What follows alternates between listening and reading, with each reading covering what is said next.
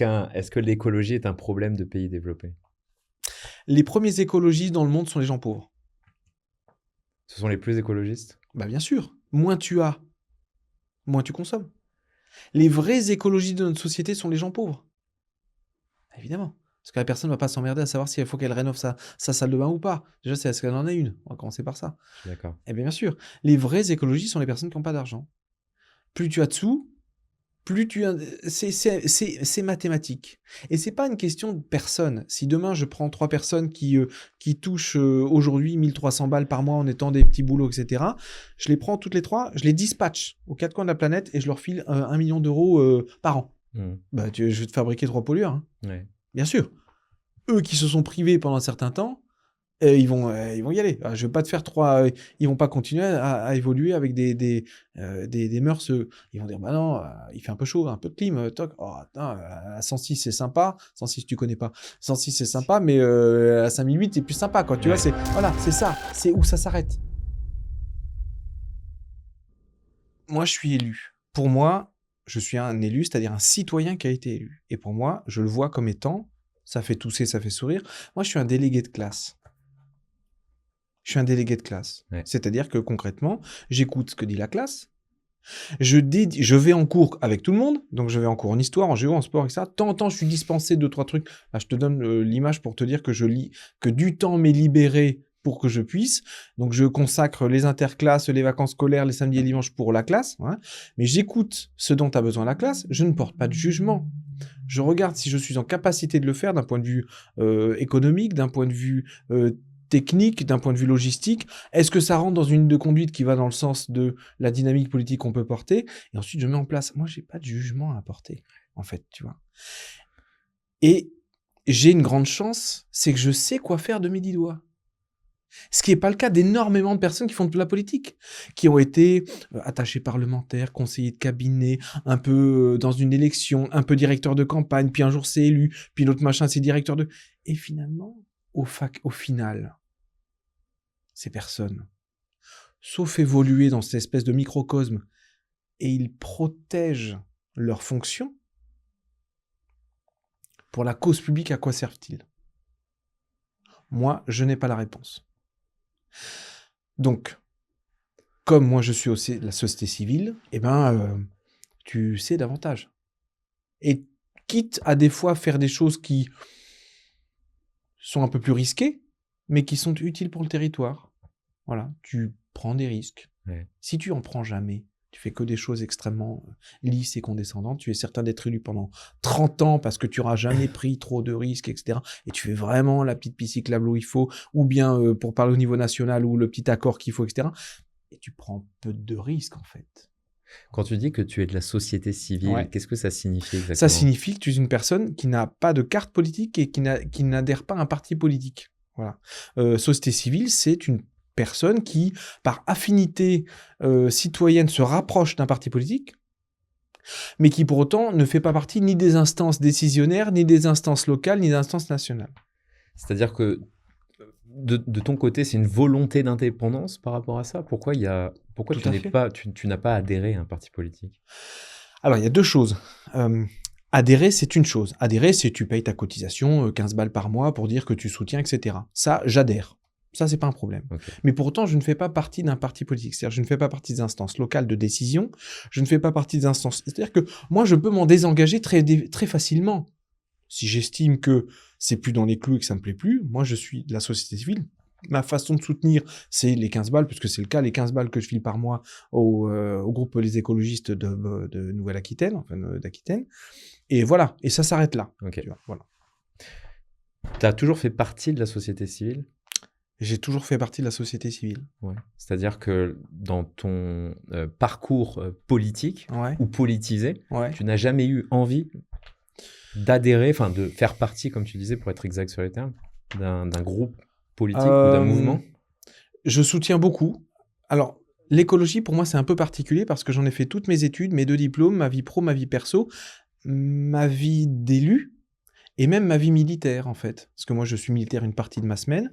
Mon job chez les militaires consiste à construire la stratégie énergétique et hydrique des emprises militaires. Moi, je suis ingénieur en énergie et je me suis spécialisé en réduction de consommation d'eau et d'énergie dans les bâtiments et sur les territoires. Donc, je fais de l'écologie, ce que j'appelle l'écologie opérationnelle et pragmatique. Alors, une partie des écologistes n'aiment pas quand on dit pragmatique, parce que ça veut, et c'est vrai, tout et rien dire. Moi, je fais ce type d'écologie-là. Voilà, c'est important pour moi. Donc, est-ce que adhérer dans un parti, c'est-à-dire faire partie d'une instance? Non. Non, ça me tente pas plus que ça. Parce que j'ai le sentiment qu'à chacun sa place. Il y a quand même des personnes qui sont des stratèges politiques. Je trouve qu'ils ont une vision, stratégie de réussite politique, de mandat, etc. Je le leur laisse, ils le font super bien. Moi, je suis davantage sur de l'opérationnel et c'est une fonction qui me va super bien. Ok. Est-ce que faire partie d'un parti, Ouais. ça fait beaucoup de mécanismes de répétition, mais faire partie d'un mouvement politique comme ça, c'est également s'enfermer dans l'idéologie même du parti? Pas du tout. Moi, je me sens enfermé de rien du tout. Vraiment. Et puis au-delà de ça, on est dans un groupe local qui est quand même hyper ouvert à la parole, hein, parce que quand il y a des prises de parole et que ça discute et que les adhérents ou les militants ou les soutiens s'expriment, bah ils y vont quoi. Hein. Ouais. Tu vois, ça va des positions extrêmement fermes. Tu as des personnes, je vais te donner un exemple hyper facile, le nucléaire. Tu en as qui sont des anti-nucléaires fermes et définitifs. Tu en as qui vont être sur un lissage nucléaire progressiste parce qu'ils vont dire que de façon assez factuelle, tu fermes toutes les centrales maintenant, c'est compliqué, mais c'est pas ça être anti-nucléaire non plus. Donc des fois les discours sont un peu houleux. Ouais. Voilà. Mais pour autant, l'objectif est de débattre, l'objectif est d'écouter, ouais. Et je trouve du fond du cœur que les militants sont d'excellents thermomètres. Quand tu as 150-200 militants de Bordeaux et des environs devant toi, eh ben ça te permet de sonder parce que tu n'as pas 150 avis identiques. Ouais. Donc tu vois un peu où on est. Et c'est le job du coup des instances de prendre le pouls, de prendre la température, tout ça. Ok. Je demandais ça parce que j'ai le sentiment que dès qu'un député va faire un passage au sein d'un plateau télévision, ouais, et qu'il serait sorti, j'utilise le terme idéologie, mais en tout cas des idées qui sont défendues par le parti en lui-même, il va recevoir un SMS en disant là t'as merdé, là t'es pas allé dans notre sens en tout cas. Alors si ça se passe comme ça, moi je suis pas informé de ça, je suis pas exposé à ce genre de choses parce que le mandat local est quand même très atypique. Ouais. Y a assez peu de mandats qui t'amènent à avoir dans les yeux, dans ton bureau, tous les jours ou presque, des personnes qui ont voté pour toi ou qui ont voté sur ton territoire. Ouais. C'est pour ça que moi, je suis pas... c'est mon premier podcast, pour tout te dire, tu vois. Vrai. Alors, j'ai eu d'autres moments on m'a demandé mon point de vue, etc. Mais c'est la première fois que je fais ça, pour te dire. Et le mandat touche à sa fin, ça fait 5 ans et demi. Donc, ça te laisse imaginer que je ne suis pas un ultra sollicité des plateaux de télé, de radio, peu importe, et donc soumis éventuellement à ce type de remarques. Si ça se passe comme ça, moi je suis pas informé. Laurent Guillemin, ouais. On n'a pas eu l'occasion, en tout cas, de te présenter. Pour ceux qui ne te connaissent pas, est-ce que tu pourrais dire qui tu es et ce que tu fais? Avec plaisir. Laurent Guillemin, donc je suis adjoint au maire de Bordeaux, en charge de différentes thématiques, notamment, alors c'est vrai que quand on dit comme ça fait très long, mais ce sont des thématiques qui ont un sens. Je suis en charge de l'eau, de l'énergie, la rénovation thermique des bâtiments municipaux, l'éclairage public, donc ça c'est le volet très ressources naturelles, l'eau et l'énergie. Je suis l'interface de monsieur le maire avec les instances cultuelles, l'interface de monsieur le maire avec les instances militaires, okay. Donc ça c'est la fonction adjoint au maire, et ensuite maire adjoint, maire de secteur, d'un secteur de 35 000 habitants. Okay. Ça, c'est 6 jours sur 7. Un jour sur 7, comme je te le disais tout à l'heure, je suis commandant de l'armée de l'air. Je suis ce qu'on appelle un réserviste opérationnel spécialisé. Je suis détaché je suis rattaché auprès de l'état-major des armées. Les conseils sur la stratégie énergétique et hydrique des emprises militaires. À quoi ressemble ton travail au quotidien? Eh ben, je vais le faire en famille. Tu as les familles très conseil métropolitain, donc ça ce sont ce qu'on appelle des commissions d'appel d'offres, commission de la régie de l'eau, commission des finances, donc ça des commissions. Donc tu y sièges, tu donnes ton avis et ça c'est le côté très institutionnel. c'est nécessaire pour faire fonctionner les institutions, c'est quand même pas la partie de la semaine que je préfère. Voilà, clairement, parce que c'est très solennel. Donc, je suis moins solennel, même si tu vois, je suis habillé très... Avec le drapeau français. Tous les jours pareil. Alors ça, je suis habillé tous les jours pareil, vraiment du lundi au dimanche. Ensuite, tu as une partie qui est consacrée à des réunions de majorité, des réunions d'adjoints pour savoir où est-ce qu'on en est, etc. Et puis, l'essentiel de ma semaine consiste à avoir... des moments d'échange et de travail avec des habitants, des assos. Alors, je te l'ai pas dit, mais j'ai un peu taché mon pantalon parce que ce matin, je suis allé faire de la poterie dans un petit atelier de poterie dans mon quartier. Okay. Elles se sont installées il y a 1 an. Ce sont deux dames qui se sont installées. Je suis venu faire un peu de poterie avec elles pour notamment derrière faire un petit montage vidéo, pour notamment mettre en avant leur boutique, pour mettre avant le quartier, parce que c'est mon job. Okay. Voilà. Qu'est-ce qui t'a amené justement dans la politique ? Qu'est-ce qui te plaît dans ce domaine ? Octobre 2019, okay. Pierre Urmic, et j'ai un peu honte, mais il le sait, que je ne connaissais ni d'Adam ni d'Ève. Il lance sa campagne. Je vais faire le curieux, c'était intersection rue Saint-François, je crois que c'était dans ce coin-là. Il va faire sa campagne, il pleuvait en plus, etc. Je crois que c'est octobre ou septembre. Je ne le connaissais pas. Et je me suis dit, tiens, 2020, c'est les municipales. J'avais un peu de temps cette semaine-là et j'ai trouvé un flyer, lancement de campagne. Et je suis allé écouter. Et franchement, j'ai dit, mais ce gars, il me plaît, en fait. Il se prend pas la tête. Il est hyper accessible. C'est loin d'être pompeux. La petite réunion, elle était très chaleureuse, très familiale. Il y avait des petits trucs à grignoter qui étaient... fait maison ou presque. Enfin, vraiment, je me suis dit, mais ça me plaît, en fait. L'état d'esprit me plaît. Ouais. J'ai fait les choses dans l'ordre. Je vois un petit flyer A5. Est-ce que vous voulez vous inscrire pour faire partie de la campagne ? J'ai coché, oui. Laurent Guillemin, 40 ans à l'époque. Chef d'entreprise dans la stratégie énergétique bâtimentaire. Séparé, 2 enfants, une semaine sur 2, en galère alterne, etc. Si je peux aider... Voilà. 2 jours plus tard, le directeur de campagne m'appelle. Bonjour, votre profil nous intéresse, société civile, ingénieur en énergie, donc un truc un peu... Enfin, cette case-là nous plaît. Il me rencontre, on prend un petit café. Il me dit, est-ce que ça vous dit de nous aider pour la campagne ? Je dis, très bien, vous me dites. Qu'est-ce qu'il faut que je fasse ? Alors, ça a été un peu de collage, un peu de tractage, acheter un petit kawaii avec marqué Bordeaux Respire et aller sur les marchés, etc. Je trouve ça très drôle. Puis je m'y suis pris, puis à un moment, je leur ai dit, mais c'est quoi l'étape ? Il me dit, écoute, est-ce que tu veux faire partie de la liste ? Je dis, oui, je ne sais pas ce que ça voulait dire. Hein. Et je dis, très bien, puis j'envoie un SMS à Pierre Urmic. Je crois que c'était le 31 décembre. Okay. Je dis, bonjour Pierre, bonjour Nicolas. C'était Nicolas maintenant, son directeur de campagne. Voilà, ça fait 3-4 mois qu'on se connaît. Franchement, j'accroche, quoi. J'accroche avec le truc. J'aimerais faire partie de la liste en 2020. Réponse dans l'heure, mais Laurent, on enregistre bien ta demande, qui vient s'empiler, tu vois. Et je dis juste une chose, moi je suis indépendant, soit vous me mettez en tant qu'adjoint au maire de Bordeaux, auquel cas ça me permettra derrière d'abandonner ma société, de la remettre de côté, parce que j'étais tout seul, je suis indépendant, donc auquel cas je peux, et parce que les indemnités d'élus me permettaient de couvrir au moins en partie mes besoins de mensuels. Sinon vous me mettez à la fin, et je continue avec vous, je fais du collage et du tractage, et puis ça s'arrête là, quoi. Donc ça s'est passé comme ça. Et puis ensuite, toc, et puis j'ai vu que ça prenait, que le sondage était bon, que dynamique sympa. Et puis ensuite, 28 juin, on remporte les élections. Le 29, Pierre Urmic m'appelle, il dit, toujours bon pour toi. Je dis, ouais, ok, c'est bon, je me débrouille, je vais fermer ma boîte, etc. Et puis voilà, ça s'est passé comme ça. Vraiment, ça s'est passé comme ça. Comment tu as vu évoluer Bordeaux, justement, depuis cette élection ? Je trouve que les langues se délient. Moi, je suis arrivé à Bordeaux en 2009. Mes enfants, ils sont nés. Et je trouvais que Bordeaux prenait une dimension qui était chouette. Alors, on va dire le tram, l'aménagement des quais, mais je trouvais qu'il y avait un truc qui était hyper statique.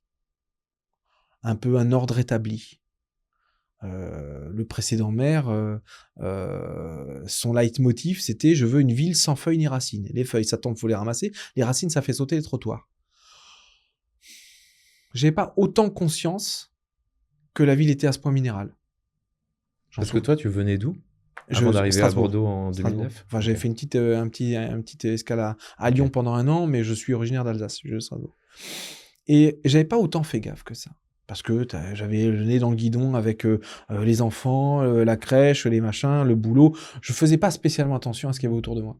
Et puis j'ai vu que la ville chouette, hein, c'était pas la question, mais je la trouvais un peu figée. Ouais. Je trouvais que, tu vois, Alain Juppé était là depuis, 25 ans.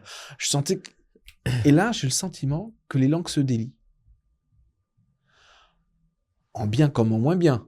T'as les réseaux sociaux qui jouent beaucoup là-dessus, mais on veut plus de végétation. Avant, on n'osait pas le dire parce qu'on savait qu'Alain Juppé n'aimait pas ça. On en veut plus.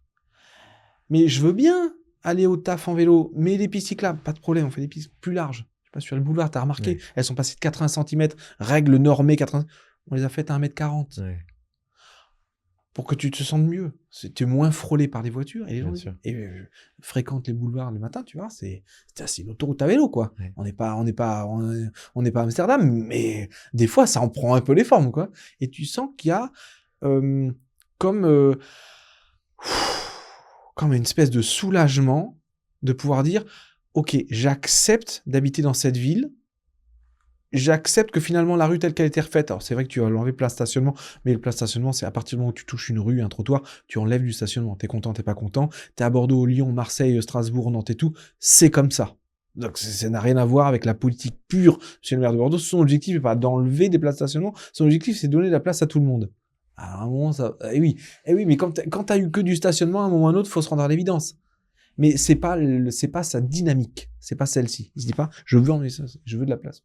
Et je trouve que ça, les langues se délient. Les gens expriment ce dont ils ont envie et besoin. Ouais. Et je veux de la végétation. Et je veux une vélo box.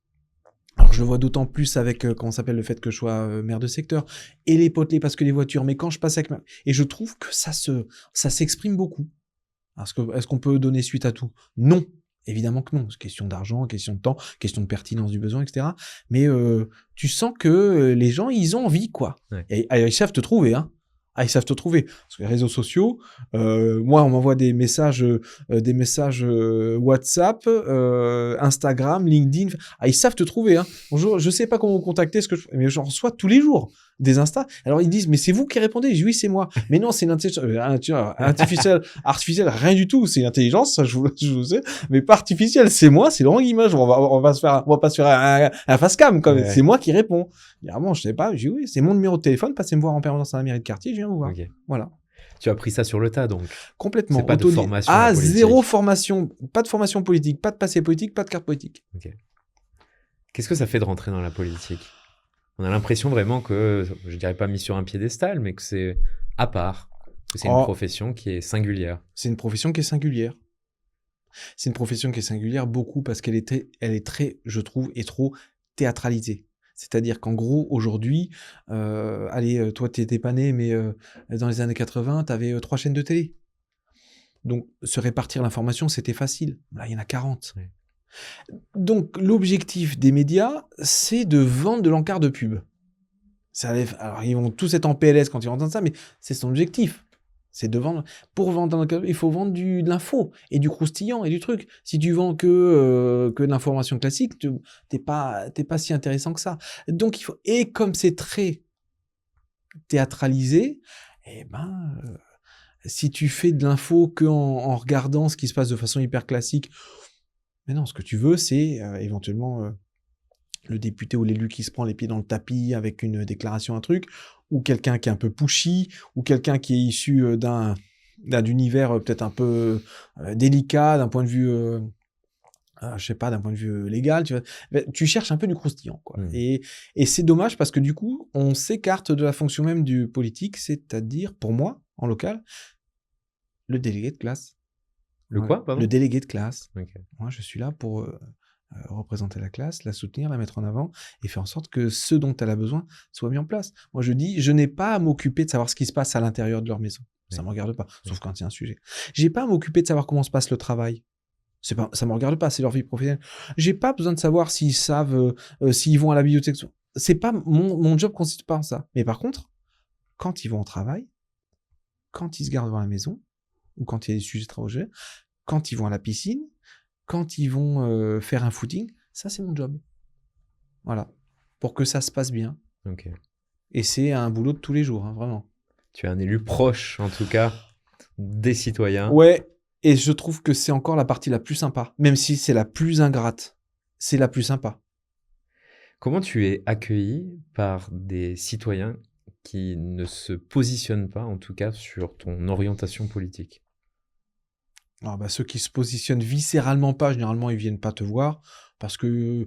Après, tu as plein de personnes qui sont pas de ton orientation politique, mais qui ne sont pas pour autant des personnes indélicates, irrespectueuses, discourtoises. Ouais, tu as des personnes que je connais qui sont d'extrême gauche. Je connais pas spécialement des gens d'extrême droite, moi, tu sais, c'est pas trop mon univers. Mais des gens de droite bien ancrés, qui sont dans mon quartier, etc. Je les connais, je sais qu'ils voteront pas pour moi. Pour autant, ils vont te dire bien joué pour le TT là, t'es fait ce truc. Je voterai pas pour toi, mais t'es un mec sympa. Bon, qu'est-ce que je te dise? Moi, je suis pas là pour faire plaisir. Ils sont contents, ils votent pour moi. Ils sont pas contents, ils votent pas pour moi. Ouais. Voilà, c'est.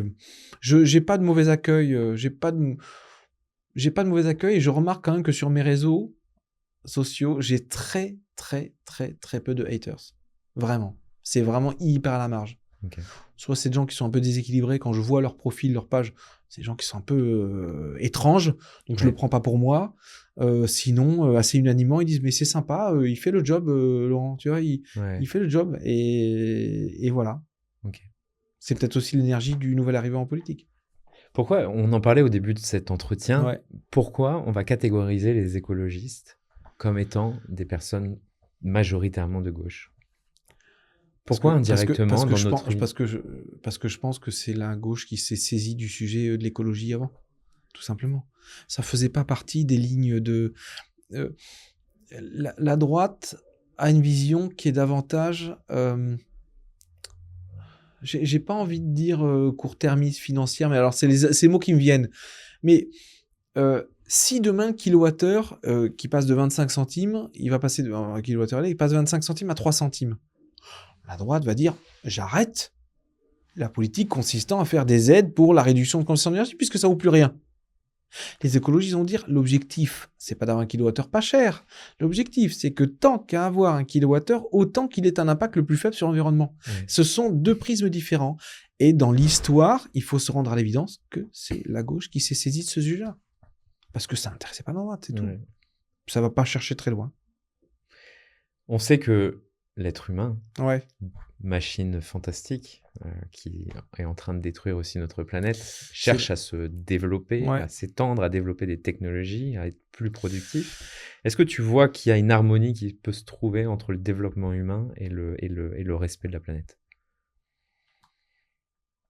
Un curseur serait à positionner. Tu sais, on a réglé le problème du réchauffement climatique en 48 heures en mettant la moitié de l'Europe en confinement. Oui. Et tu l'as remarqué tout de suite sur les glaces. L'humain a quand même un facteur de résilience qui est extraordinaire, je trouve. Consciemment ou inconsciemment, il s'adapte. Ce qu'il n'aime pas, c'est sortir de ses habitudes. Mais il n'en sortira jamais. La question, c'est qu'est-ce qu'il veut? Il y a deux films que je trouve très instructifs sur la vision qu'on peut avoir de demain. C'est un film qui s'appelle Her. Ouais. Je crois que c'est avec... je te dirai une bêtise. Joaquin Phoenix, je crois que c'est avec lui. Je ne suis pas certain. Pas très fort. C'est un film qui s'appelle Her, qui parle notamment de l'intelligence artificielle, qui est moralement hyper dur. Hyper dur. Mais il me semble tellement vrai. Et il y en a un autre, c'est un... Excuse-moi, qu'est-ce qu'il raconte ce film? Il raconte quelqu'un qui est finalement extrêmement seul, dont le job consiste à écrire des lettres pour les autres, manuscrites, pour entretenir... En gros, ce sont des personnes qui ne se parlent pas. C'est comme si moi, je lui commandais une lettre pour dire « Est-ce que tu peux envoyer une petite lettre manuscrite à mon père pour lui dire que je pense à lui, que mes souvenirs sont sympas ?» Et ce mec, ce gars est employé dans une société où il écrit des petits mots des petites lettres manuscrites aux gens. Okay. C'est un film qui est un peu futuriste. On est plutôt 2050. Okay. Mais comme il est extrêmement seul dans sa vie, il a une assistante artificielle qui s'appelle, je sais pas, qui s'appelle Sarah, peu importe, et elle a un débit de parole qui est complètement... et c'est une intelligence artificielle. Et avec elle, il est amoureux, en fait, tu vois. Ouais. Il est amoureux d'elle parce qu'elle lui dit exactement ce qu'il veut entendre, parce qu'elle le soutient, parce qu'elle est là, parce que quand il a un petit coup de mou, etc., elle le soutient. Et puis un jour, il comprend comment elle fonctionne. Et alors là, même moi, tu vois, je me dis, ah putain, c'est dur. Mais je le trouve... C'est-à-dire comment elle fonctionne? Elle se nourrit peut-être des faiblesses? Je veux pas en dire davantage. Ou des insécurités? Je veux pas en dire davantage parce que je veux pas faire de spoiler. Merci. Parce que je suis un boomer, donc je connais pas je connais pas tous les mots. Voilà, je veux pas trahir le secret de ce film parce qu'il y en a un. Et le deuxième film qui m'a vachement touché, c'est ce petit film avec ce robot là qui est tout seul sur une déserte. C'est un petit dessin animé. Wall-E. Exact. Avec Eve et Wall-E. Et en fait, tu vois la façon dont les humains sont sur leur truc spatial avec leurs petits trucs. Ouais. Et en fait, je me dis, putain, ça nous pend au nez quand même, ça, tu vois. Ouais. Ça nous pend un peu au nez. Tu vois que, bon, voilà, ce sont les deux choses qui me... Donc, à la fois, je me dis que dans les deux cas, on est encore là. Il y a aussi Bienvenue à Gattaca, qui est quand même hyper dur. Ouais. Et c'est pas un futur très éloigné, là. On n'est pas sur Star Trek, vaisseau spatial, etc. Là, en fait, c'est assez concret, quoi. Ouais. Et je me dis, mais ça nous pend au nez. Et est-ce que c'est ça qui nous fait triper? J'ai envie de dire, à un autre, consciemment, inconsciemment, tu as toujours tout ce que tu veux. Si c'est ça qui nous fait triper, bah, dont acte. Bien sûr. Voilà. Ce que j'ai l'impression, c'est post-1945. On a une révolution technologique, une augmentation de la production du capitalisme, et qu'on est en train de prendre conscience de plus en plus, finalement, des dangers qu'on a laissé derrière nous, justement, à chercher cette surproduction. Ah non, on ne prend pas conscience de ces dangers, l'histoire se répète. Un pays qui oublie son histoire est condamné à la revivre. Aujourd'hui, on a vécu le fascisme dans les années de 35 à... Parce que ça a commencé en 35, de 35 à 45. Est-ce que tu as vraiment le sentiment que ça a disparu? Non. Toi, tu me parles ensuite de... Je vois où tu veux en venir. Sur le respect de la planète. Je comprends. Mais non, en fait. Non, parce que tu ne prendras conscience de quelque chose dont tu as besoin qu'à partir du moment où il te manque. Aujourd'hui, est-ce que tu manques d'air? Ce que je veux dire, c'est qu'en observant, par exemple, mes grands-parents et mes parents, il y a 30 ans, parce que j'ai 34, donc 20-30 ans, et maintenant, c'est-à-dire qu'on a un changement de comportement qui est en train de se faire. Mais on l'a toujours eu. On l'a toujours eu, mais c'est dans quel sens ce changement de comportement? Si c'est faire ton savon toi-même à la maison tout en regardant un truc sur Instagram qui consomme 600 tonnes de CO2, t'as pas changé. Je dirais une prise de conscience. Ouais, mais il y a la prise de conscience et il y a la conscience de l'action. Prise de conscience, conscience de l'action. Est-ce que tout étant... c'est comme le mec qui fume. Il sait que c'est pas bon, il le fait quand même. Ouais. Tu sais que c'est pas bon, tu le fais quand même. Moi, je fais jamais de prosélytisme. Jamais. J'aime pas ça. Je porte des informations extrêmement factuelles, des fois volontairement de façon inconfortable. Pour taquiner un peu, je suis un taquin. Une fois que tu es conscient, une fois que tu es sensibilisé, tu deviens responsable. Le reste, ça t'appartient. Tu veux le faire, tu fais pas. Tu as vu un spot télévisé sur la violence routière, tu l'as vu, tu sais, écoute, tu veux continuer à rouler avec 2,5 grammes, voilà, tu en paieras les conséquences. Tu es informé, responsabilisé, tu es donc maître à bord, tu choisis. Après, t'assumes. Alors, tu me disais, je ne pense pas, et pourquoi? Qu'il y a une conscience d'auto-responsabilité. Ok, quels sont les exemples aujourd'hui qui te laissent penser qu'il y en a une? Je te disais tout simplement mes parents. Ouais. Leur façon de gérer, par exemple, les plastiques, les détritus, l'utilisation de la voiture. Oui, mais alors j'en reviens avec une discussion que j'ai eue avec mon père il n'y a pas très longtemps. Mon père est né en 43, donc il a 83 ans cette année, l'année prochaine. Alors lui, il a bossé chez EDF, pro-nucléaire, rien à foutre des emballages, etc. Rien à foutre. Franchement, l'anti-écolo. En plus, il vote RN, tu vois, donc c'est vraiment, t'es dans le cliché. Et il me dit, mais Laurent, de nous deux, l'écologiste, c'est moi. Je dis, pourquoi? Parce que premièrement, alors, à l'époque où on a eu cette conversation, j'étais pas végétarien. Je sais aussi où je vais l'être à peine. Il dit, premièrement, moi, par habitude de ma vie, je mange une tranche de jambon par semaine, un bisteck par semaine, un bout de poisson par semaine. C'est comme ça. J'ai jamais pris l'avion. Quand je partais en vacances avec ta petite maman, eh ben on partait, on habitait à ce moment-là à Strasbourg, on partait un peu dans le sud, terminé. Toi, t'as fait 150 000 km en avion, ce qui est vrai. Il me dit, t'as un smartphone, t'es tout le temps sur ton truc, tu consommes de l'énergie électrique avec ton ordi, moi, ma déclaration d'impôt, je la fais à la main. J'emmène mon truc à la poste. Il dit, de nous deux, l'écologiste, c'est moi. Alors oui, c'est vrai, Quand j'achète du jambon, je l'achète sous le blister. Il me dit, mais ça fait pas de moi un pollueur, ça. Tu n'es pas écologiste parce que tu ne prends pas de jambon. Voilà. Donc, moins de gaz. Voilà. C'est pas parce que je chauffe à 22 chez moi et que je prends un truc. De nous deux, le bilan carbone de ta vie et de la mienne, toi, tu es un écologiste militant, etc., etc. De nous deux, l'écologiste, c'est moi. Et en fait, il a raison. Donc, comment tu l'as vécu, ça? Mais je l'ai vécu. C'était une prise de conscience? Oui, c'était une prise de conscience de dire que qu'est-ce que je pourrais faire de plus pour moi pour faire davantage d'écologie en plus dans le truc. Moi, je suis arrivé un peu au taquet, en fait. Je suis arrivé un peu au taquet. Je peux pas faire beaucoup plus que d'être végétarien, d'acheter en vrac, de pas utiliser ma bagnole ou presque, etc. Mais je regarde que de fait, moi, je suis en 79. De fait, dans ma vie, et j'ai fait mon calcul, j'ai fait 160 000 km en avion. Ce qui est pour beaucoup pas ouf, quoi. Mais rien que ça. Rien que ça, j'ai 600 années-lumière de pollution de plus que mon père. Ouais. Donc bon, j'ai assisté à une conférence un jour où la personne dit écoutez, on s'en sortira si à partir de maintenant les 25 ans et plus font 4 voyages en avion dans leur vie. Alors il y en a qui lève la main, il dit bah moi j'ai 27 ans, ok, ben je pense que c'est possible, je vais pouvoir faire. Il n'avait pas entendu la phrase. Ok, je vais me restreindre un peu, je pense que j'arriverai à faire 4 voyages par an en avion. Alors le mec il dit ah non c'est mal compris.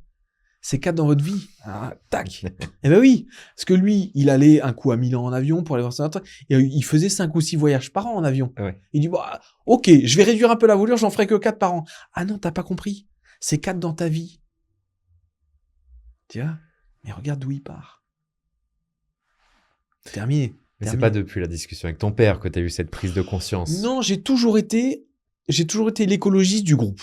Okay. Même quand j'ai fait mes études, donc moi je suis rentré en prépa, donc maths spé 18-20 ans, à 21 ans je rentre en cycle ingé, et j'ai choisi déjà, moi j'étais en génie climatique énergétique, et j'ai très vite choisi le côté réduction de consommation d'eau et d'énergie dans les bâtiments et sur le territoire. C'était ce qui me plaisait. Okay.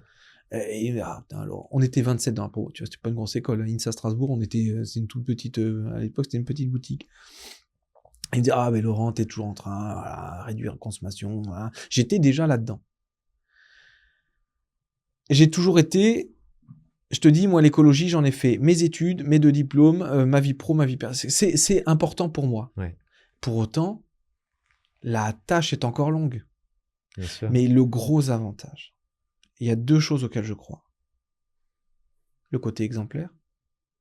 C'est pour ça que dans la délégation réduction de consommation d'eau et d'énergie des bâtiments de la ville de Bordeaux, j'ai pas demandé aux habitants de Bordeaux de faire des efforts sur leur consommation d'énergie. Je me permettrai pas. Ouais. Première étape, j'ai les fesses propres sur les bâtiments municipaux. Deuxième étape, je dis regardez ce qu'on a fait. Si vous inspire, voici les aides qui existent, etc. Ouais, okay. Ça n'empêche pas de le faire en plus de ça. Mais voilà, charité bien ordonnée commence par soi-même. Ouais. Donc l'écologie, ça passe par une discipline de soi-même, en fait, dans ses habitudes quotidiennes, mais également par un travail d'éducation. C'est ce que faisait ton père, en tout cas. Avec, mais toi, tu fais le travail peut-être plus d'éducation que ton père le fait. Alors, en fait, il y a un terme que l'écologie, c'est l'équilibre entre ce dont tu as besoin et ce dont tu disposes. En gros, tu as 100 €, tu dépenses 100 €, tu fais de l'écologie. Tu as 100 €, tu en dépenses 120, tu fais de la dette. Tu as 100 €, tu en dépenses 80, tu fais de l'épargne. Bon, aujourd'hui, on fait de la dette. On fait de la dette environnementale. Mais l'écologie, moi, mon job et ma dynamique et la personne que je suis, c'est de se dire, cette personne, elle a besoin de se chauffer, hein, donc je vais faire en sorte que ce besoin-là soit couvert en étant le plus respectueux. Ouais. Voilà, par l'exemplarité. Okay. Je ne cherche pas à porter de jugement. Je veux pas que cette personne se chauffe à 16. Si elle veut, c'est pas la question. Et ben c'est pareil alors il a fallu pour des questions budgétaires réduire la température des bassins, la ville, on a dû le faire. On n'a pas fait très plaisir, mais on l'a fait. On a un peu réduit l'éclairage public aussi pour la biodiversité. On a fait certains choix qui étaient assez courageux, pas forcément confortables pour tout le monde, mais l'objectif derrière c'était d'enclencher un service plus performant encore. Est-ce que je peux choquer avec une question ? Si je suis choqué, peut-être que je ne serai pas choqué. Est-ce que l'écologie est un problème de pays développés ? Les premiers écologistes dans le monde sont les gens pauvres. Ce sont les plus écologistes ? Bah bien sûr. moins tu as, moins tu consommes. Les vraies écologies de notre société sont les gens pauvres. Évidemment. Parce que la personne ne va pas s'emmerder à savoir s'il faut qu'elle rénove sa salle de bain ou pas. Déjà, c'est est-ce qu'elle en a une. On va commencer par ça. Je suis d'accord. Eh bien sûr. Les vraies écologies sont les personnes qui n'ont pas d'argent. Plus tu as de sous, plus tu as... C'est mathématique. Et c'est pas une question de personne. Si demain, je prends 3 personnes qui touchent aujourd'hui 1300 balles par mois en étant des petits boulots, etc., je les prends toutes les 3, je les dispatche aux 4 coins de la planète et je leur file 1 million d'euros par an. Bah, je vais te fabriquer 3 pollueurs. Hein. Ouais. Bien sûr. Eux qui se sont privés pendant un certain temps, ils vont y aller. Alors, je vais pas te faire 3... ils vont pas continuer à évoluer avec des mœurs. Ils vont dire, bah non, il fait un peu chaud, un peu de clim. Toc. Oh, attends, à 106, c'est sympa. 106, tu connais pas. 106, c'est sympa, mais à 5008, c'est plus sympa. Quoi. Tu vois, c'est ça. C'est où ça s'arrête. En fait, tu vois. Et donc, ta question n'est pas choquante. Ça leur fait pas plaisir d'entendre ça, mais les plus gros pollueurs sont les gens riches. Bien sûr. Et c'est pas une question que je suis contre les gens riches, c'est pas la question. Mais qu'est-ce qui, à un moment ou à un autre, justifie d'avoir une baraque de 600, 800, 900 mètres carrés, 2 Q7? Je cite des marques, c'est pas bien parce que je trouve cette bagnole immense. Bon, immense, c'est un corbillard, le truc. Bus, non voilà. Voilà, et on me dirait, mais Laurent, tu serais riche à 1 million, tu le ferais? Je dis, peut-être. En tout cas, c'est pas le cas. Mais c'est quelque chose qui, moi, c'est une énigme, quoi. Je me dis, mais qu'est-ce que t'as pas compris? Ouais. Qu'est-ce que t'as pas compris? C'est du bien positionnel, ça. C'est du bien positionnel. Une montre à 10 000 balles te donnera toujours l'heure. Est-ce que tu peux nous raconter ton parcours de vie? Hyper simple, hyper classique. Moi, je suis né entre 0 et 13 ans, j'ai vécu à Marseille. Okay. Mon père était affecté là-bas. Ensuite, il a été muté en Alsace. Il bossait chez EDF. Il a été muté en Alsace. Donc, j'ai fait 13 ans, 23 ans en Alsace, où j'ai fait mes études hyper classiques, mes études supérieures aussi. Et j'ai beaucoup aimé passer des frontières. Donc, j'ai un peu vécu en Pologne. Okay. J'ai fait ensuite ma spécialisation de réduction de conscience à Paris, un centre un peu en décalage. Ensuite, j'ai habité aux Antilles, où j'ai bossé pour une structure d'État qui s'appelle l'ADEME, que j'aime beaucoup, dont j'étais très content de ce passage chez eux, où j'ai appris ce que c'était que les énergies renouvelables. Je savais pas vraiment ce que... 23 ans, tu sors de l'œuf, on va pas se mentir. Hein. Et en tout cas, moi, je sortais de l'œuf. Ensuite, j'ai un peu habité, je suis revenu en France, habité où j'ai appris le métier de bureau d'études. Ouais. Ensuite, je me suis beaucoup baladé en Amérique du Sud, en Asie Sud-Est, en Inde, au Népal. Okay. Je suis revenu sur Lyon en 2008. J'ai fait la connaissance d'une personne qui sera devenue avec le temps la mère de mes enfants. Okay. Donc, je suis arrivé en 2009 à Bordeaux. Ensuite, je me suis séparé et j'ai continué à faire ce que je faisais, c'est-à-dire de l'énergétique. Je suis à Bordeaux depuis 2009. Et voilà, dans les grandes lignes. Et tu me disais que tu travaillais en tant qu'ingénieur. Ouais, j'avais une énergie structure renouvelable. Ouais, j'ai monté ma boîte en 2010. J'avais une société un bureau d'études, une société de conseil en énergie. Et j'étais, alors ça allait de choses extrêmement simples, faire des plans pour une clim, etc., jusqu'à créer une stratégie énergétique pour un territoire. Tu le faisais d'un point de vue indépendant, avec ta propre société? Bien sûr, ouais. J'étais chef d'entreprise. Comment ta famille, tes enfants, ta femme ou ton ex-femme, si j'ai bien compris, et tes parents ont perçu ta transition politique? Alors, ça fait longtemps que j'étais séparé de la mère de mes enfants, donc là, il n'y a pas eu de sujet. Ouais. Mes enfants, ça les a fait marrer parce que ils se sont dit, mais ils me connaissent, ils se disent, ça, c'est bien papa, quoi. Tu vois. Ouais. Ils se disent, je le sais, unanimement, quand les gens qui me connaissent ont un qualificatif en moi, ils vont dire atypique. Ouais. Atypique, je le sais. Mais bon, je suis hyper fier de mes valeurs, hyper fier de ce que je sais faire, hyper fier de ce que je fais tous les jours. Je suis très fier aussi de mes erreurs, parce que j'en ai fait, sinon ce serait pas drôle. De mes réalisations aussi. On n'a qu'une vie. Moi, je trouve que je me plais dans ce que je fais et je suis heureux de ce que je fais. Okay. Est-ce que je suis tous les jours heureux avec le smile? Non. Est-ce que pour autant, la majorité du temps, j'ai le smile, je suis heureux? Oui. Donc mes enfants, ça les fait marrer. Mon entourage, ils se disent ça, c'est du Laurent tout craché, quoi. Ouais. Voilà. C'est vraiment. Alors il est parti en tour du monde, il a fait un album, il a fait des tournées, il a monté sa boîte. Il est toujours hyper militant en étant les pieds sur terre sur ses causes environnementales, etc., dans les bâtiments qu'il fait sortir de terre. Parce que j'y vais, quoi. Ouais. Moi, je me contente pas de faire des plans et des dessins et des notes de calcul. Ouais. J'y vais, je leur vends le truc, tu vois, aux personnes qui construisent leurs bâtiments. Et puis ils se sont dit, c'est Laurent, quoi. C'est Laurent. T'as mentionné un album, c'est-à-dire bah alors moi je fais de la musique. Ouais, je fais de la musique, ouais. Je fais de la musique, ça fait partie. Moi j'ai 2 passions vraiment, c'est la voile et la musique. Okay. Et la voile pour le voyage et la musique parce que c'est un échappatoire que j'aime beaucoup. Et je fais des petites chansons et j'ai fait même des petits moments de tournée. Enfin de tournée, tout est relatif, mais voilà. C'est-à-dire tu composes la musique? Je compose ma musique, je la chante, je la joue et puis. Ça au piano? Non, guitare chant. Et j'ai été même invité il y a un mois et demi de La Clé des Ondes pour son émission de rentrée sur un truc. Je fais beaucoup rire. Bon, voilà. Donc, ça fait partie des choses. Je suis pas un grand guitariste, ni un grand chanteur, mais j'aime ça beaucoup. Okay. On dit souvent que rentrer en politique, c'est comme se tirer une balle dans le pied, dans le sens où c'est un environnement socio-professionnel qui peut être dur. C'est-à-dire de par les critiques, de par les oppositions, Moi, j'ai pas trop de problème avec ça parce qu'en fin de compte, je suis pas un militant. Je suis pas un militant aveuglé par la cause. Moi, je fais ce que je sais faire de mieux. Et les personnes de mon entourage d'avant, ils savaient que je n'étais pas un mec spécialement à droite. Donc, ils savaient que j'étais plutôt de ce secteur-là, pas politique, mais par affinité. Moi, j'ai perdu aucun pote, aucune connaissance ni pro ni perso.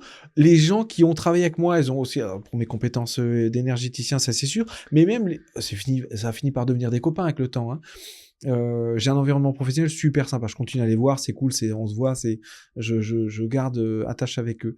Et ils se disent, mais eux, ça leur pose pas de problème. Parce qu'ils savent que je suis quelqu'un d'hyper tempéré, hyper modéré, très solide dans mes convictions et surtout pas partisan et fermé. Après, j'aime bien taquiner les mecs d'opposition. Hein. Ça, c'est quand même un sport très drôle. Surtout que c'est tellement simple. Tellement simple. Bah oui, sur les thématiques que sont les miennes, c'est très rigolo. Voilà. Comment tu la vois justement, la montée des identitaires partout dans le monde? Netanyahou, Trump, Milei, également en France, en Allemagne. On récolte ce qu'on sème. Quand tu n'écoutes pas, les messages qui te sont faits passer, qu'est-ce qui se passe à un moment? Ils vont écouter quelqu'un d'autre. Les personnes qui ont une présence identitaire forte, c'est uniquement parce que les autres n'ont pas pris la mesure du message passé. C'est tout. Franchement, je suis viscéralement convaincu que l'humain n'a pas pour intention d'être viscéralement méchant, destructeur. Non, c'est qu'à un moment ou à un autre, ça dysfonctionne. Parce qu'il me dit, attends, t'es bien sympa, mais ça fait 40 ans que tu me dis que tu vas faire du social, que tu vas faire ce truc. Excuse-moi, tu fais quoi là? Bon alors, 1 fois, 2 fois, 3 fois, et ben maintenant on va aller voir l'autre. Et ils vont te dire, mais on n'a jamais testé. Alors tu lui fais la phrase, mais t'as jamais testé de mettre les doigts dans une prise électrique, c'est pas pour autant que tu sais que c'est bon. Hein. Mais oui, mais ils vont te dire. De toute façon, beaucoup de choses sont extrêmement institutionnalisées. Eux, ils vont regarder, ceux qui votent pour ces gens-là, ils vont regarder, quel est le risque? Assez faible. Ils pensent. Parce qu'un loulou comme Trump, alors là, il y a de l'effet collatéral. Hein. Alors celui-là. Mais en attendant, ils ont voté pour lui. Il a voté pour un programme qui consistait à déstructurer la vision écologique. Trump est un homme d'affaires, personne n'a découvert. Son job, c'est pas de prendre soin de son pays et de sa population. Son boulot consiste à dire que pour prendre soin, c'est remplir les caisses. Bah voilà, il fait du Trump, quoi. Et puis il fait esclandre parce que t'as pas un jour sur Terre où il y a pas un truc qu'on parle de lui. Ouais. Et ben mais c'est psychiatrique. Là on est sur du narcissisme parfaitement irrécupérable. Est-ce que tu as l'impression qu'on part dans une dynamique nationaliste identitaire pour notre monde? De la même façon qu'on a eu cette dynamique également socialiste Je pense comme s'il y avait un yin et un yang qui créent... Je pense qu'on en parle énormément aussi. C'est ce que je te disais tout à l'heure. Hein, quand même, plus tu parles d'une cause, arrive un moment, tu pourras presque la tourner comme étant quelque chose de sympathique. Ouais. Mais franchement, j'aimerais juste une chose. Arrête de parler de Trump pendant 15 jours. Tu vois, comme ça va se calmer. Ouais. J'ai envie de dire, boycotter toute vidéo et tout mot de Trump pendant 15 jours dans tous les médias du monde. Pourtant, le nationalisme a commencé à gagner en popularité bien avant que Trump revienne au pouvoir. Oui, mais c'est une des facettes. Le nationalisme, il prend sa place à partir du moment où tu le désacralises et tu en parles beaucoup. Parce qu'il va finir par prendre sa place dans le paysage. Ouais. Bah, bien sûr. On va finir par s'y habituer. Bien sûr. Voilà. Ça devient mainstream, normal. Ça devient tristement un élément du paysage quotidien. Et ça fait rire qu'il cherche un prix Nobel de la paix. Parce qu'il a arrêté 7 guerres. C'est un malade mental. Mais donc pour lui, tu sais, il y a égoïste, égotiste, égocentrique et narcissique. Un narcissique, c'est quelqu'un qui ne parle que de lui, que tout tourne autour de lui, et en plus, il ne comprend même pas dans sa tête pourquoi les gens ne tournent pas autour de lui. Un narcissique, c'est un fait pathologique, psychiatrique. Ouais. Quelqu'un qui est narcissique. C'est quelqu'un qui est tellement convaincu de ça, que tout doit tourner autour de lui, qu'il ne comprend même pas pourquoi toi, le principal objet de tes préoccupations, c'est pas lui. Ben voilà, Trump. Ouais. À propos de la politique intérieure d'aujourd'hui, ouais. Le cornu, les gouvernements qui s'enchaînent, des allusions à la troisième politique avec l'instabilité gouvernementale, c'est quoi ton avis dessus ? Alors, en toute humilité, je suis pas un fin stratège politique et je le cache pas. Moi, je suis un élu de secteur, je suis un élu de terrain, je suis un élu du quotidien. Ce qui m'empêche pas d'avoir un avis de citoyen. Après, un avis d'élu, c'est un peu compliqué. Premièrement, je suis pas le porte-parole de la mairie de Bordeaux, oui. Okay. Donc j'ai pas envie de prendre ce rôle qui est pas le mien. Maintenant, Laurent, le citoyen. Laurent, le citoyen, il se dit qu'Emmanuel Macron est un personnage inquiétant. C'est un personnage inquiétant. Il s'obstine. Mais c'est pas ça, c'est que je pense que ce monsieur gagnerait à comprendre qu'il n'a pas 67 millions de salariés, mais 67 millions de concitoyens. Ouais. En fait, je pense que le sujet principal, il est là. Lui, son objectif, c'est de faire tourner l'entreprise. Une famille, c'est pas une entreprise. First Nation. Quand tu es chef de famille, bon... tu t'occupes des seniors qui sont là parce que tes parents sont là, etc. Tu t'occupes de tes enfants parce qu'ils sont là. Tu t'occupes un peu de ton voisin, relation intérieure. Tu t'occupes éventuellement de la personne qui vient te livrer quelque chose, des ressources que tu n'as pas, donc tu les commandes. En fait, mais est-ce que ton objectif, c'est de te débarrasser de certains de tes enfants parce que tous n'ont pas une appétence à dépoter. T'as certains qui ont un peu peur de taffer, t'as certains qui sont un peu... Ils ont des petits cailloux dans leurs chaussures, etc. Puis tu as les seniors qui ne sont pas des productifs. Alors tu vas dire, bah, tant qu'ils votent, je m'en occupe. Enfin, voilà. Et quand tu es chef de famille, ce qui est un peu le cas d'un chef d'État, tu t'occupes de tout le monde. Tu conjugues avec tout le monde. Ton job consiste à faire en sorte que ce pays fonctionne avec toutes les parties qui le composent. Tu as des personnes, tu pourras leur donner 3 fois leur salaire, en leur disant tu vas attendre bien sagement dans un bureau que le temps passe. Il dit non, moi je suis un entrepreneur, j'ai besoin d'entreprendre, tu vois. Tu as un autre qui va dire moi j'ai pas besoin de gagner plein d'argent, mais j'ai envie de créer de la musique. Tu as un autre qui va dire alors moi j'aime bien la petite sécurité de l'emploi, le CDI ça me va super bien. Puis tu as un autre qui va dire moi désolé, je vois pas très bien, j'ai peur de pas avoir assez d'argent, mais que quand voilà. Et tu conjugues avec tout ça. Et tu te dis alors celles et ceux qui ont envie de bien entreprendre, etc. Eh ben vous allez participer. Alors, je vais vous donner un petit truc pour que vos salariés puissent être un peu protégés. Voilà. Pour que vous ayez des nouvelles lignes de train, j'en sais rien. Ton job, c'est ça. Tu n'es pas un chef d'entreprise, tu es un chef d'État. Tu me dis qu'il a favorisé une partie de la population ? Ça échappe à qui, ça ? Parce que François Hollande disait qu'il n'a pas favorisé les riches, non, les très riches. Je ne sais pas s'il a favorisé les très riches. Je pense qu'il ne s'est pas occupé de ses concitoyens, quels qu'ils soient. Je pense qu'il s'est surtout occupé de lui. Ouais. De l'image qu'il renvoyait. J'en sais pas quelle image il renvoie. Du président jupitérien. Voilà. Je pense qu'il est passé à côté d'une mission qui est tellement honorifique, quoi. T'es le chef de famille. Putain, c'est la classe, quoi. Ouais. Putain, t'imagines là, à la fois le côté très chouette, on t'ouvre la porte, enfin, c'est cool, t'as ce qu'on appelle les ordres un mec qui postule pour ça. Pour un chauffeur et deux secrétaires, machin, ouais, je pense qu'il a rien compris, hein, c'est pas ça. Ça fait partie du job. Ouais. Bon, c'est quand même c'est très cool.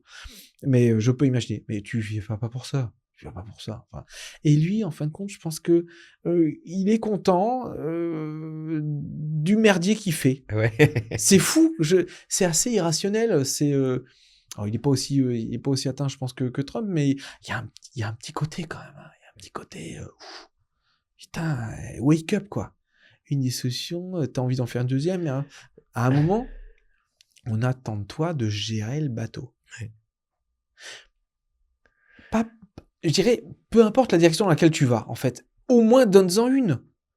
Après, tes habitants, ils vont s'y faire. Ils vont mettre un peu... Moi, je prends beaucoup de comparatifs avec la voile. J'aime beaucoup faire la voile. Ils vont adapter les voiles. Ouais. Ils vont adapter les réserves qu'il y a en dessous. Ils vont adapter les rames. Ils vont adapter les cordes. Mais putain, donne un cap, quoi. Arrête avec ton truc de vouloir changer d'équipage tous les 4 matins. On comprend plus rien. Et en fait, c'est juste ça. Les habitants d'un territoire sont quand même beaucoup plus simples à satisfaire qu'on ne le pense. Beaucoup plus simples. Ils sont pas si demandeurs que ça, en fait. Ils sont très cool. Moi, les citoyens que je vois, des fois, quand ils me disent, et ça leur fait tout un truc, ils me disent, est-ce que vous pouvez venir voir pour le vernissage qu'on va faire? C'est de leur présentation. Et mais j'en entends parler pendant des semaines. Leur demande, elle est pas très compliquée. Ils voulaient une petite subvention de quelques centaines d'euros pour payer les 3 jus, du vernissage, machin truc. Et puis voilà, on n'est pas à ce niveau-là quand on est chef d'État, mais... Est-ce que tu penses que les gilets jaunes étaient un symptôme du 21e siècle ou un symptôme Macron? Un symptôme des personnes qu'on n'écoute pas. Et laisser de côté. C'est quand même pas très compliqué à comprendre. T'es chef de famille. T'as des personnes dans ta famille, certains de tes enfants, que tu mets toujours de côté. Tu dis, mais c'est un casse-pompon, celui-là, je m'en fous. Arrive un moment. Ouais. Arrive un moment, il dégoupille. Parce qu'il est peut-être pas avec la même structure de... Parce qu'il y a certains que tu vas mettre de côté, bon, je compte pas sur toi, je vais monter ma boîte de mon côté, quitte à aller ailleurs, à Dubaï, j'en sais rien, parce qu'on en parlait tout à l'heure. Voilà, tu as des personnes qui vont foncer. Puis il y en a d'autres qui vont dire, eh oh, ah, t'as pas l'air de comprendre.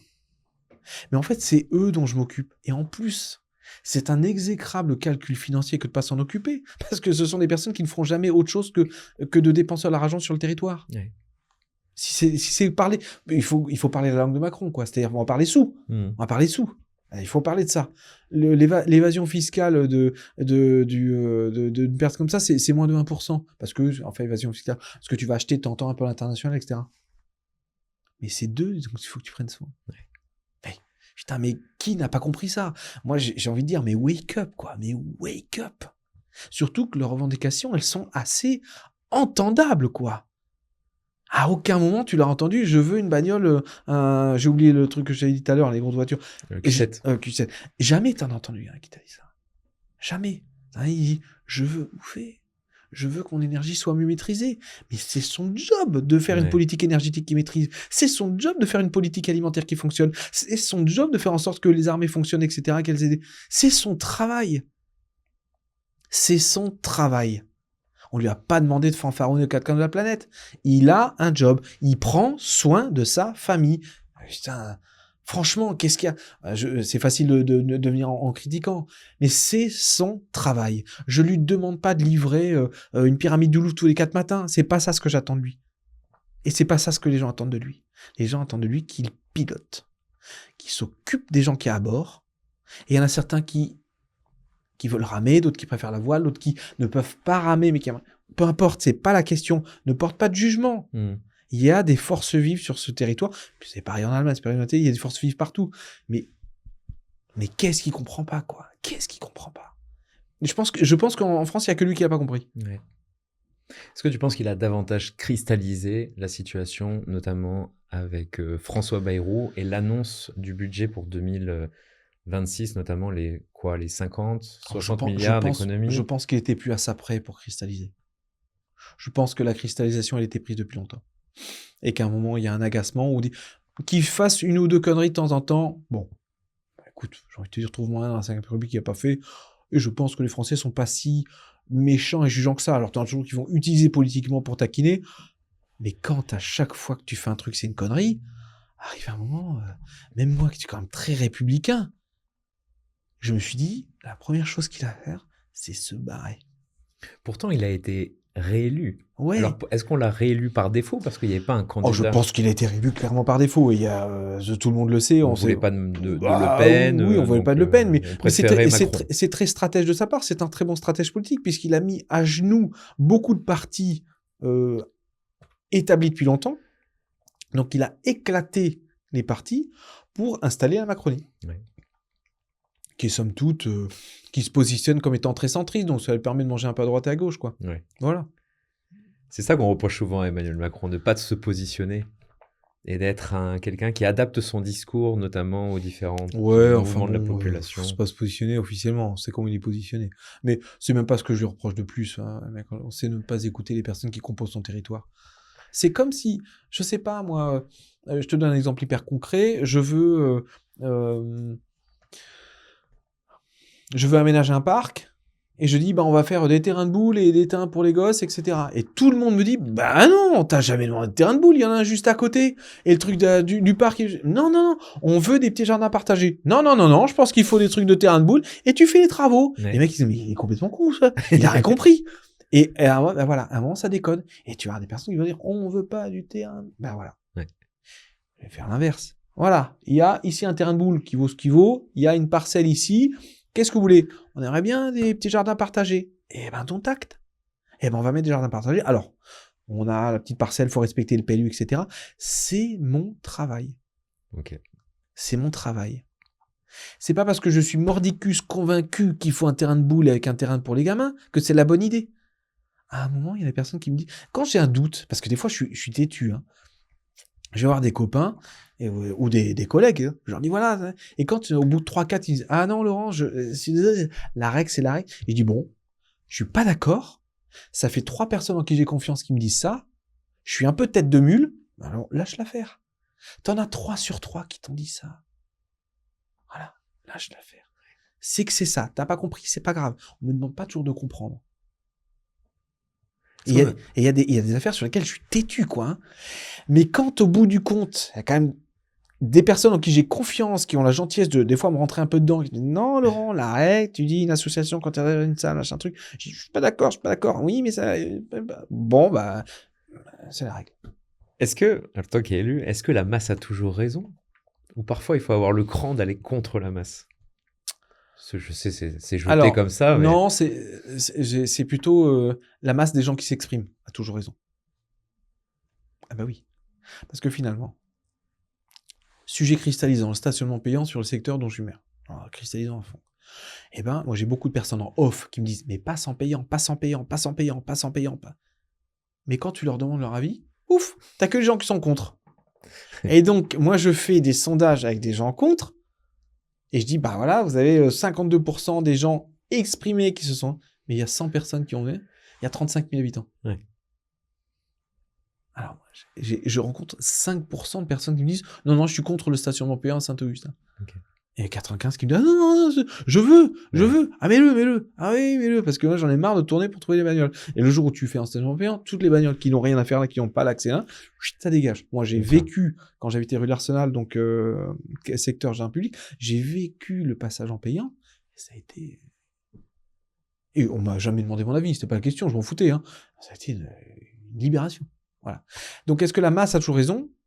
La masse qui s'exprime a toujours raison. J'ai une dernière question sur l'actualité, et après, on retournera sur ton rôle d'adjoint au maire. Ouais. 2027, on a les nouvelles élections présidentielles. Ouais. Est-ce que tu as une préférence, ou en tout cas l'idée de l'homme qu'on pourrait appeler providentiel, pour essayer de nous sortir, que ce soit de la politique intérieure. Je pense que tu parlais de personne providentielle. De personne providentielle ou de la politique internationale qui est très tendue. Je pense pas que tu me diras Jordan Bardella. Non. Bon, c'est de l'imposture politique.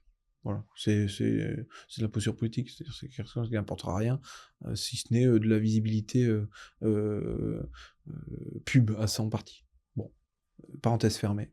C'est un secret pour personne. Alors moi, j'ai toujours la sensibilité de ma famille. Alors je dis pas mon parti parce que je te dis j'ai pas de, mais c'est de ma famille politique. Ouais. Je reste convaincu que les écologistes ont une vision. J'aimerais que les écologistes se structurent davantage sur des dossiers plus larges et plus lourds. J'ai pas dit qu'ils le faisaient pas, mais je dis qu'aujourd'hui les écologistes parlent beaucoup d'écologie, ce qui est très bien. Et je pense qu'au gré du temps, les écologistes vont davantage se positionner sur des sujets internationaux, armement, emploi, sécurité, et des sujets qui sont plus larges. Voilà. Alors, ils le font déjà beaucoup, mais c'est pas beaucoup. Ils sont pas très entendus sur ça. En tout cas, ils sont pas beaucoup sollicités pour ça. Moi, j'aimerais bien qu'un jour, sur un plateau, il y ait Marine Tondelier qui soit sollicitée pour un sujet relatif à l'armement, etc. Parce que c'est le sujet d'État. T'es content, t'es pas content, t'aimes l'armée, t'aimes pas l'armée. Alors moi, je travaille aux armées, donc c'est différent, j'ai une position qui est un peu particulière. Quand on aura compris qu'une réponse armée, c'est un échec de diplomatie. Moi, je préfère investir dans la diplomatie qu'investir dans les armées. Ben, bon, les armées, t'as pas le choix, quoi. Tu vois, c'est comme ça. Bon. Pour certains, on peut donner une image que quand tu as pas certain de ton voisin, tu mets un grillage, tu mets un portail, tu mets un truc. Bah, c'est un peu ça. Okay. Voilà. Quand tu es pas certain de tes relations avec. Ah, mais j'adorerais. Et il y a une phrase que j'aime beaucoup qui dit un pays sans armée n'est pas plus sage, mais il s'en remet à la sagesse de ses voisins. Voilà. Alors, je suis pas un pro armé, je suis un pro que dans un pays, il y a toujours une armée. L'essentiel, c'est que ce soit l'armée du pays. Eh oui. Donc, mes affinités pour 2027 ira forcément vers ma famille politique. Qu'est-ce que tu penses de parcours comme personne comme Dominique de Villepin, par exemple? Bah, il est intéressant, c'est un diplomate. Est-ce que ça ferait un bon chef d'État? J'en sais rien. Pourquoi pas? Il a une vision qui, moi, me plaît beaucoup en ce moment, même si... est-ce qu'il incarne le futur de la France? Je sais pas. Je trouve qu'il incarne davantage une solution de dernière minute un peu tranquillisante et apaisante. C'est un peu comme ça qu'il se vend, parce qu'il est diplomate, plutôt centriste, même s'il est centre de droit, plutôt centriste, assez pragmatique. Et est-ce que pour autant, s'il devait faire un mandat présidentiel, ce qui n'est pas à exclure, parce que peut-être qu'il aurait cette appétence et cette envie, je pense qu'il en ferait un pour sauver ce qu'il y a à sauver, et ensuite il faudrait qu'il laisse la main à quelqu'un qui serait davantage tourné vers l'avenir. Je parle de Dominique de Villepin parce que j'imagine, en tout cas, le futur chef de l'État étant une personne qui rassemble autant la droite que la gauche. C'est vrai qu'il est positionné centre-droit et qui fait du pied, en tout cas, à la gauche, notamment par rapport à ses positions qui sont pro-palestiniennes et également qui sont très ancrées dans l'écologie. Ouais, mais je pense qu'en plus, l'avantage du profil de Dominique Villepin c'est qu'il sait de toute façon qu'il ne sera pas, s'il devait se présenter et remporter les élections présidentielles, ce à quoi je crois peu. Mais bon, ça c'est encore autre chose. Il sait qu'il ne fera qu'un mandat et que je pense qu'il a déjà prouvé ce qu'il voulait prouver et qu'il n'a pas spécialement besoin d'être président de la République. Après, c'est l'ego, c'est flatteur, c'est sympa, tout ce que je disais, le chauffeur. Mais je pense pas que ce soit son moteur. Okay. Je pense pas que ce soit son moteur. Laurent, je voudrais revenir en tout cas à tes missions et ce que tu souhaites faire pour la ville de Bordeaux. Comment tu la vois, Bordeaux, d'ici 3 à 5 ans?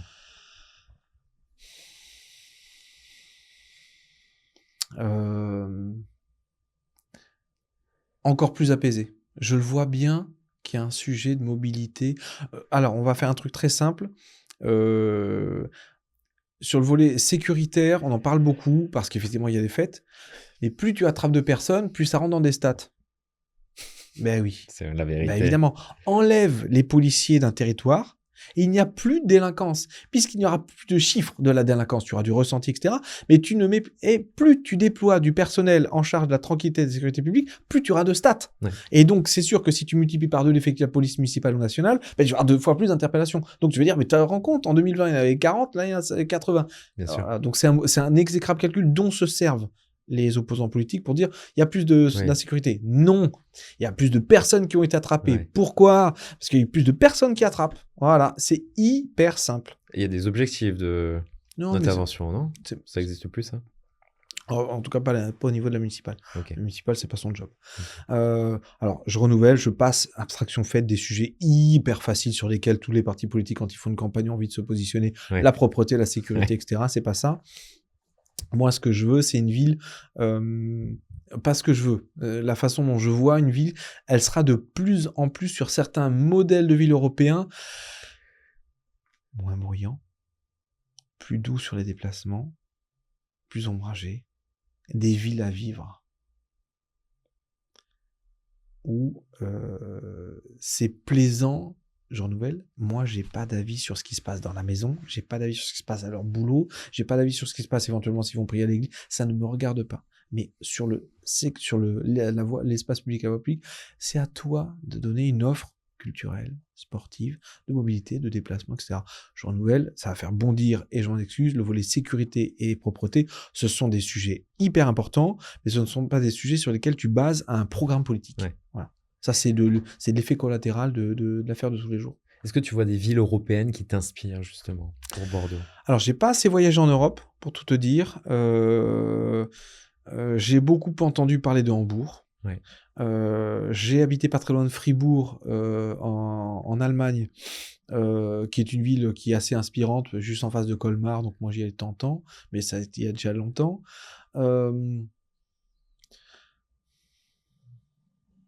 Voilà, je pense qu'il y a bien cette dynamique dans laquelle les habitants ont envie de s'inscrire. En fait, je renouvelle ce que je t'ai dit tout à l'heure, les habitants sont hyper simples à satisfaire. Ils veulent aller en sécurité, en tranquillité, en vélo,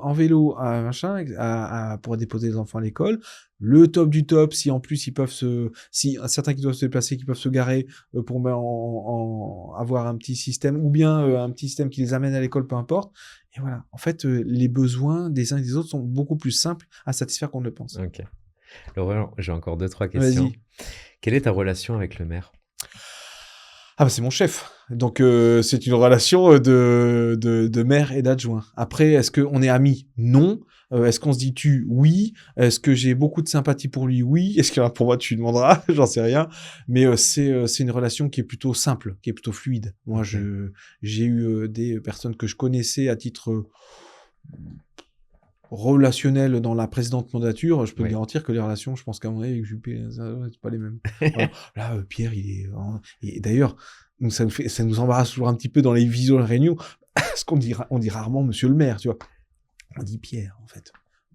Et ça les fait marrer quand on est en copie d'arbitrage avec l'heure, parce qu'un copie d'arbitrage, c'est un moment où on a besoin d'avoir un arbitrage du maire, non, et je crois que de temps en temps, on se prête au jeu quand on dit Monsieur le maire, est-ce que vous accepteriez c'est une espèce de fake. On se dit jamais vous, on se dit jamais vous, et on se dit jamais. Et d'ailleurs, au conseil municipal, quand le maire, Laurent, tu voulais dire quelque chose? J'ai dit merci Pierre de me donner la parole. Enfin, je crois que merci Monsieur le maire, mais c'est vraiment parce qu'il y a sur 70 personnes, il y a les journaux.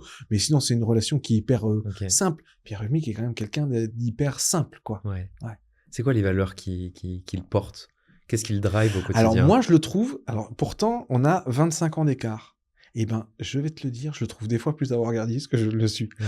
C'est drôle, hein, parce qu'il a eu 70 ans cette année, que je dise pas de bêtises. C'est ça, hein. Je crois que c'est ça. Eh ben, je le trouve des fois plus avant-gardiste que moi. Okay. Et, après, il y a bien une chose que j'ai appris sur ce mandat, chacun son job. Chacun son job, chacun sa place. Il y a des conseillers politiques. Je ne comprends pas toujours la façon dont ils construisent les décisions qui sont prises. Maintenant, c'est leur travail de réfléchir à un choix. Donc, j'accepte. Okay. Au début, j'étais très rentre dedans, très pushy. Mais le métier, ça apprend aussi. Et je suis pas d'accord toujours avec ce que dit le maire, hein, ça c'est sûr. Essentiellement, oui. Mais des fois, je me dis, bon, il a le temps d'y réfléchir, il a 5 ou 6 collaborateurs de lui, dont c'est le travail et tout. S'il a pris cette décision, c'est qu'il estimait que c'était soit la meilleure, soit la moins pire. Ouais. Je ne sais pas si tu peux répondre à cette question, mais est-ce qu'il va renouveler son mandat? J'en sais rien du tout. Ouais. Tu le lui demanderas. Et on regarde, et on remarque bien dans les déclarations de candidature que plus c'est tard, mieux c'est, en fait. Mais même pour tout le monde. Même pour lui, parce que si tu veux, sinon, imaginons qu'il ne se représente pas, ça peut donner un discrédit à l'action du maire, donc vite, il va se sentir, j'en sais pas, mis de côté, etc., parce qu'il va du coup être moins intéressant. Ouais. Et s'il se déclare très vite, c'est « Ah, mais vous inaugurez l'école », c'est le candidat ou c'est le maire qui se déplace. Ouais, voilà. Absolument. Donc, il a aucun intérêt à déclarer avant très tôt s'il se présente ou s'il se présente pas.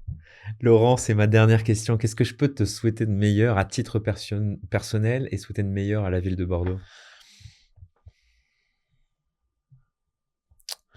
À titre perso... Des lunettes rouges? Non, c'est du marketing politique. Moi, je suis écologiste, je les porte. Alors, ces lunettes, disons, qu'est-ce que j'en ai entendu parler? Je pensais pas qu'elle ferait autant parler d'elle. Mais bon, après, ça me fait penser à Eva Joly. Alors, oui, mais j'étais pas du tout, quand je les ai prises, alors personne me croit, mais mon opticien lui croit, parce que c'est avec lui que j'ai choisi. Mais j'étais tellement pas dans cette dynamique. En fait, je voulais à l'origine des lunettes un peu vert bouteille Bordeaux. Je me suis dit, c'était ça. Ouais. Et je les ai essayés vite. Je les ai essayés un peu vite. Et quand je les ai eus sur le nez, il m'a dit, Laurent, tu peux faire ces pantinettes. Je les ai mis, je fais, ah putain, quand même, c'est hyper vert, quoi. Il dit, mais ça te va pas? Je dis, bah si, mais elles sont restées 3 semaines dans mon tiroir. J'ai pas osé les porter. Alors d'abord, j'ai un peu testé 1 heure à la maison avec mes enfants et regarde comment et les voisins, comment ils réagissent, je voulais voir. Alors tout le monde se foutait de moi. Je dis, putain, je vais jamais osé les sortir. Et puis à un moment, je les ai prises parce qu'il fallait que je change de monture. Il fallait que je change de qualité de verre. Et donc les autres commençaient, je sentais que, je dis, bon, écoute, maintenant c'est mes yeux. Et puis je les ai mises, j'ai attendu de voir. J'ai commencé un peu le dimanche, un peu le samedi, un peu vite fait comme ça, un peu qu'avec les copains. Et puis à la fin, j'ai fini par dire, quand j'ai vu ça au boulot, ils m'ont dit, mais qu'est-ce que c'est que ça? Je dis, ouais, bon, bref. Alors pour me souhaiter pour moi, bah, c'est hyper gentil de me souhaiter quelque chose,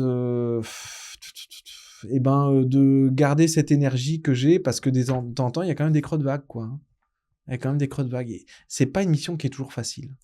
C'est pas une mission qui est facile. Alors, la mission d'adjoint au maire est, je trouve, très facile, mais dans le détail des actions qui sont faites, émotionnellement, des fois, ça peut être dur. Déjà, il y a beaucoup de frustration, tu peux pas toujours faire tout ce que tu veux. Bon, ça, à la limite, de frustration, tu la gères. Je dirais, elle vaut dans la vie, hein, tu as pas toujours ce que tu veux. Et ben, la dernière anecdote qui est un peu dure, et ben, mardi, j'ai fait un mariage qu'on appelle un mariage in extremis. Donc, c'est une personne qui va mourir. Donc, c'est une femme qui avait à peine 50 ans. Je crois qu'elle venait de les fêter ou elle allait les fêter.